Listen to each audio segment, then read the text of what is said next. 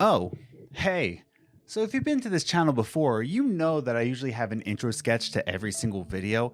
But in lieu of that, all I want to do right now is read a quote that Mr. Lucas Pope once said about promotions about games. Something I've always been afraid of is having people give me money for something they don't like. So I'm very timid when it comes to marketing or promotion. I would rather you just download the game. You heard somebody liked it, you downloaded it, and you tried it and you liked it yourself, as opposed to being sold on PR or some kind of presentation.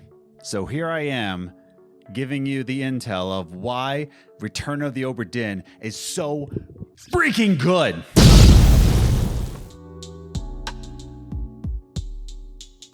So before we get into the whole nitty gritty of, why is it really good, Adam? What are the details about the game? Can you just allow me, I know you might not know me too well, that's fine, but can you just allow me to geek out about this game real quick of why I personally liked it? Okay, will you allow me to do that? You will? Freaking great. Okay, come on over here, you silly goose. Also, you might have noticed that we're in a new studio, and that's because we moved since the last video, and that's why it took so long. We moved again. I'm sorry for the delay, but, we're in the same state of North Dakota, so, got that going for us. But, here we are. And like I said in this whole video, I just wanted to give you my personal opinion of why this game really impacted me. And I don't think a lot of people talk about this game too often. And I think there's two main reasons of why people might pass on Obra Dinn. So the first reason might be is that it's an old school style game. And by old school, I mean it's graphics, I would say, are more of like the old school retro style Macintosh computers, so people might be thrown off by that art style. And I'll say that, not graphics, art style of a Macintosh computer. In fact, you can actually go into the settings and actually change the art style of whatever computer you want to do, whether it be Macintosh or other old retro PCs that I can't name off the top of my head, but they're there. They're there.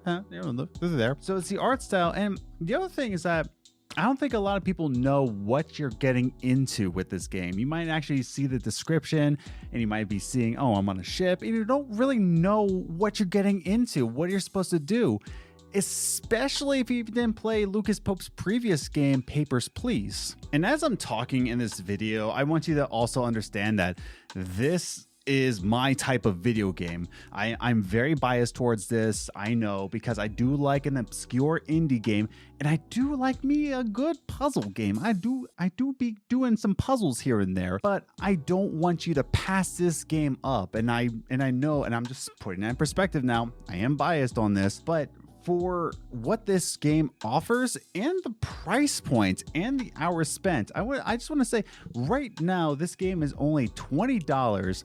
And it's on every major platform, including 3 PC platforms. So get on board with that. And for me, it took me about 8 to 10 hours to complete. That's it, just 8 to 10 hours. I think it took me closer to 10 than most people, but I'm a little slow, I guess, but it's not that much of a time constraint either. So I promise I'm going to go into more details about this game in the next chapter, I swear to you. But really, I'm just geeking out of this game because it's the first game in a long while that really hooked me in, got me addicted playing it. When I wasn't playing it, I was just thinking about it, thinking about all the paths I could take, who did this and who did this, and I'm constantly when I'm not, and it just generally got me hooked. Wow. That was a solid experience, and I just think a lot of people are passing this game up, and I just want to go over a few details with this, but nothing more to say about this. I'm sorry if this is a lot of rambling, but this is just an honest opinion. Before we go into real details about this game, that man, I really cherish this game. This is going to be one of my top 10 games of all time. Mine personal, not. Oh, it's official, Adam. He doesn't know what video games are. You can have your personal top 10. Sue me. But here it is, my personal ramblings. It hooked me. I think the art style is great. I think it's a great puzzle game. It's worth your time. It's worth the money, to be honest. Only $20, like I said before. But enough of my ramblings about this game. I'm sure you want to know, oh, Adam, why should I be playing this game? What are the details about this game? What should I expect? Shut up and maybe I'll tell you. Let's just jump into it to chapter 2 and find out why you should be playing this game.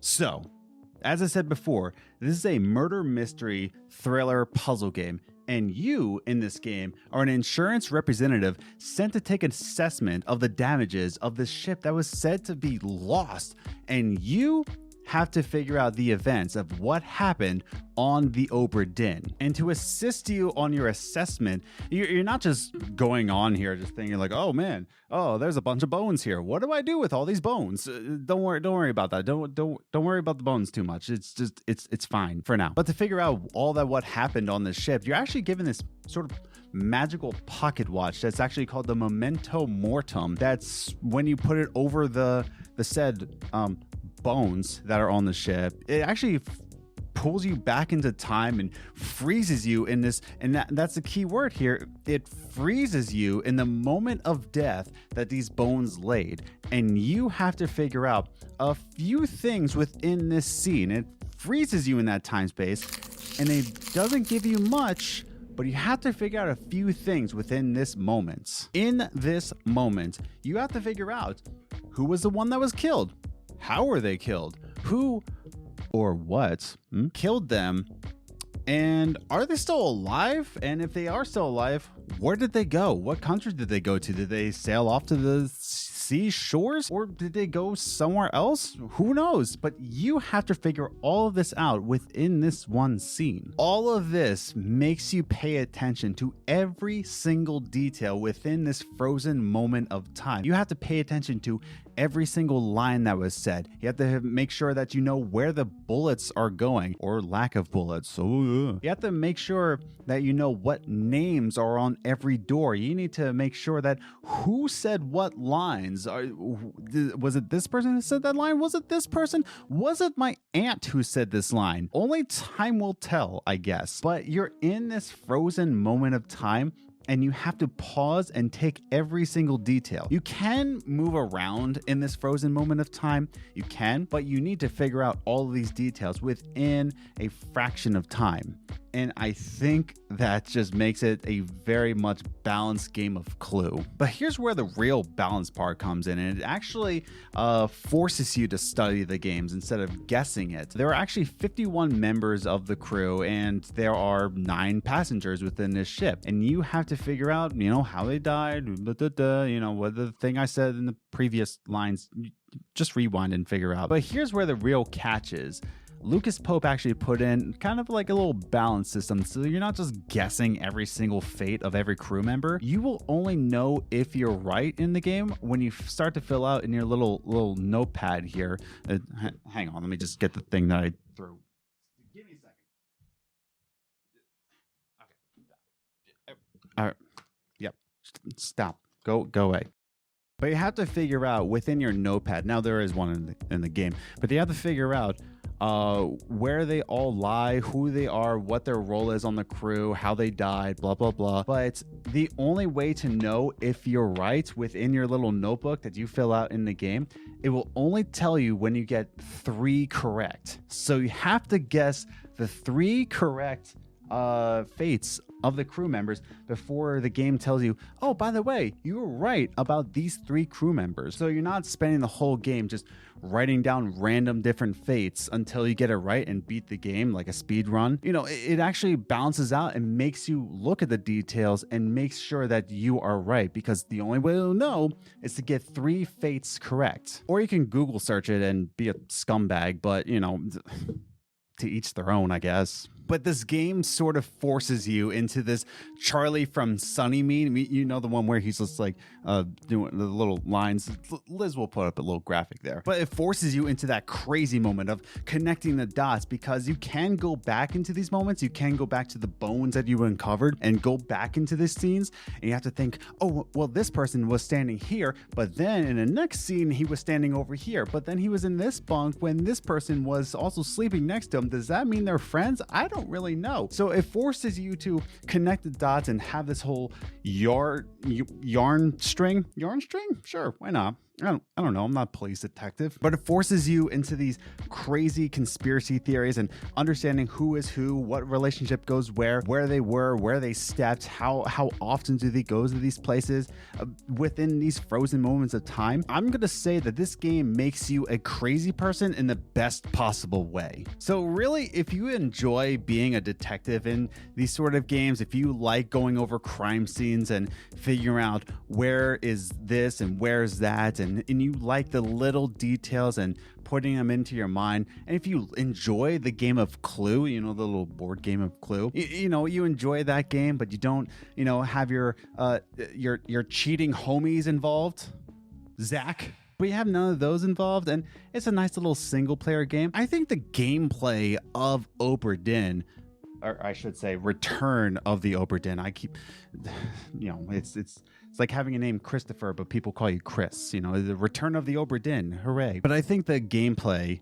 involved is really just mesmerizing and makes you think and actually makes you look at every single detail. I'm not myself a detail-oriented person. Just ask my editor, my wife. I'm not a detailed person, but man, this made me focus on every single thing that was in the rooms as I was going through each and every moment. So if you like that sort of thing about games and like that sort of thing about, I was going to say life. Oh my goodness. If that's your, I guess if you're a detective in your life, but then why would you want to? Okay, stop it, Adam. Go on to the next chapter. So yeah, I'm crazy about the gameplay about this. I'm crazy about the way you play it. But yeah, there's other puzzle games out there. There's other games similar to this where you're solving a crime. But what makes Return of the Obra Dinn really stand out? What makes it actually something worth playing? There's one thing that I want to leave on, and one last chapter I want to actually stand on for this game. The one reason why this game stands out, it's a passion project.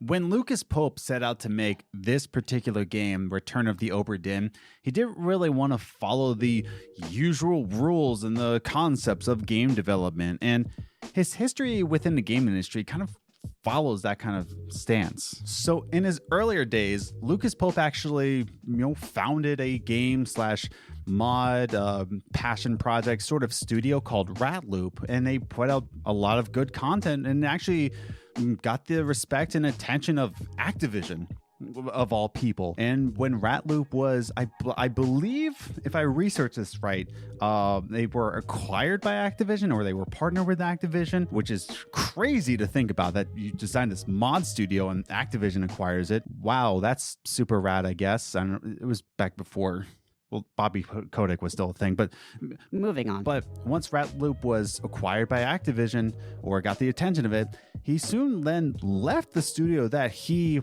founded. And I guess, since Activision wasn't his thing, go figure, he actually went on to get a job at Naughty Dog as a user interface designer. So in his time as a graphical user interface designer over at Naughty Dog, he actually helped design some of the specs that goes into the first Uncharted games. So, he went from Activision to going over to the Uncharted games, and, really put his stamp on that. And, he really got his footing into the games industry from there. And this small segment was actually brought to you by the very few research over at Wikipedia. So thanks, Wikipedia. But I'm still not donating to you, so stop asking. So with all that huge experience within the games industry, those some big dogs, because Naughty Dog, Woof. But with all those big dogs in the game industry and he has that under his belt, it all led him to actually, leave it all behind and actually design smaller games. He wanted to make a game that was his own print. And, he learned how to build everything up from the ground up. Good job, Adam. But, he learned everything on his own and he soon designed a game called Papers, Please. And Papers, Please, which, this video isn't about, so go research it for yourself. It's still a phenomenal game. So phenomenal, in fact, that he sold enough units of Papers, Please that he somewhat retired from making games. And when I say he was somewhat retired, he had enough fundings and enough money from the actual units of Papers, Please that, he didn't have to worry about publishers. He didn't have to worry about the next game. He could just live his life and do his dream. He was pretty set. So the game was so successful that he decided, you know what? I don't have to worry about the rules of the games industry. My next game can be whatever I want it to be, and I'm not desperate for funds and I'm not desperate for publishers. I'm set. And that's a great place to be for what will be Return of the Obra Dinn. There were so many backwards designs about this game and so many different concepts. He didn't really know where to start. He just knew like, oh man, I want to make something that looks like a Macintosh and maybe a murder mystery. And how do I even design that? And there were so many different parts that he had to look back on, go backwards. I think he said in an interview that he designed the games backwards, like the storytelling, so he could figure out, okay, this goes here, this goes there. Had to rebuild it a few times, but all with that, he didn't have to worry about putting out a game that he didn't appreciate because he had all the time in the world. Now, was he ever frustrated designing this game? According to him, yes, very much so. To the point that he was very much happy that it was done being developed.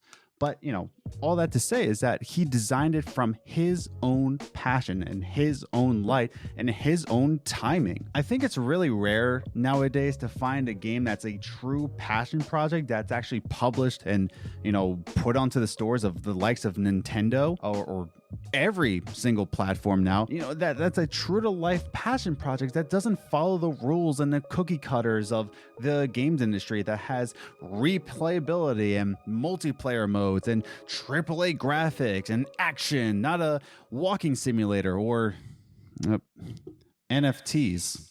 Or anything that's, higher up at the games industry. Like, oh, we have to sell this many units and we don't want to, upset our stockbrokers or, our dogs at home. We got to sell so many units, so we have to put in blah, blah, blah, blah, blah, NFTs. Blah, blah, blah. It's so rare to find like this really good, solid game that doesn't rely on any sort of cookie cutter dynamic of a higher up in the games industry. And I think Obra Dinn is a great example. It's not the only example in the games industry, but I think it's a great example of that it's a true to life passion project that Lucas Pope took his time with and didn't have to worry about any of what the publisher said. And again, never ever going to say that Lucas Pope was the first of his kind to ever do a game like this where it's a passion project, but I think this game gets overlooked, and I think the time and the effort and the passion that went to this game, I think it's well worth your time. And I just, with this video, this quick little video, I hope it's quick. I don't know. We'll see. But with this quick little video on, just to, kind of put it onto the channel, I want to bring a little inkling of attention onto this game. I want to make sure that, at least one person doesn't pass it up and actually gives it a chance. Because if you like murder mysteries and you love passion projects and you love funding passion projects, give this game a shot. I think it's for you. But with all that said, I'm done these kind of chapters. Let me just, close things out. Let's have some closure right now. Let's have a conversation right now. Let's finish these thoughts. So again, thanks for sticking around in this video and hearing my thoughts about Obra Dinn. And I know the last video I had on this channel, why to play this certain game, Oxenfree, it didn't really do numbers, but neither do any of the videos on this channel. So here I am. But really, there's very few games in my life, as you know, someone past the age of 28. I really have not a ton of time to invest into games.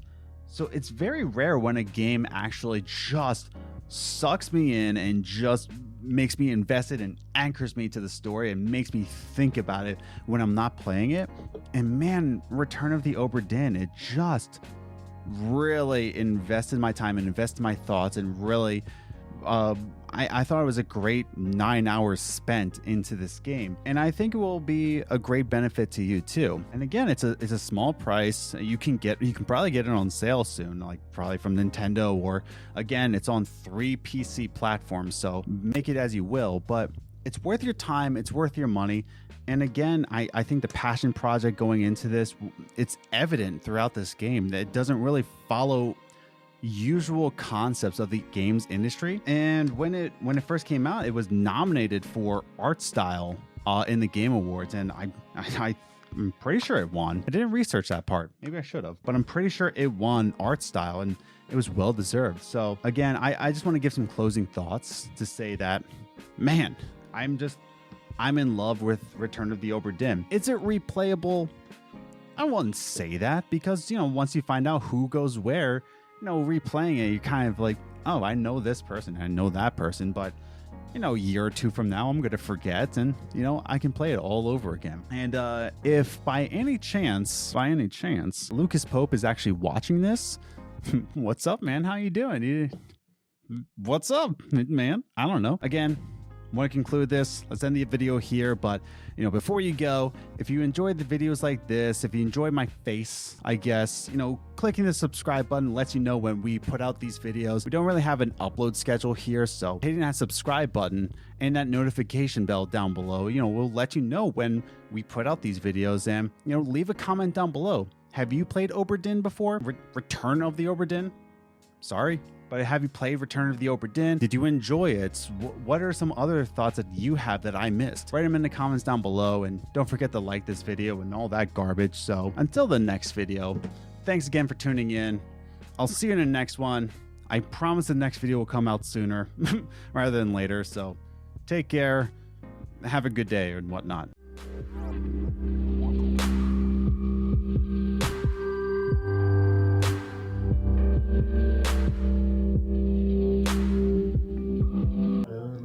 Okay. Yeah. Oh my God.